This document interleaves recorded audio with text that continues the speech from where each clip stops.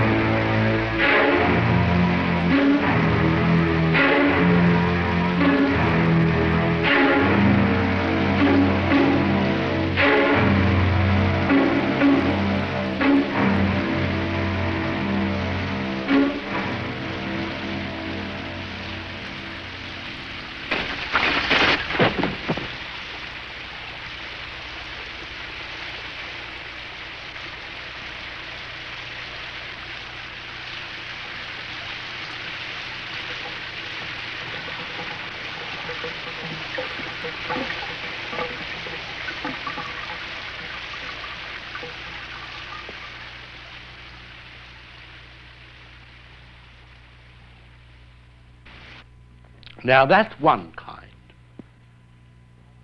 Now we'll take another kind, which I would prefer to call, say, the orchestration. Loud notes, soft notes, and so forth. The second murder in Psycho was treated quite differently. It showed a detective coming up the stairs, the audience already aware that a monster was around. So they were apprehensive for him, but they didn't know when it was going to happen. So I have this man mounting the stairs in what we would call a medium shot, a waist shot.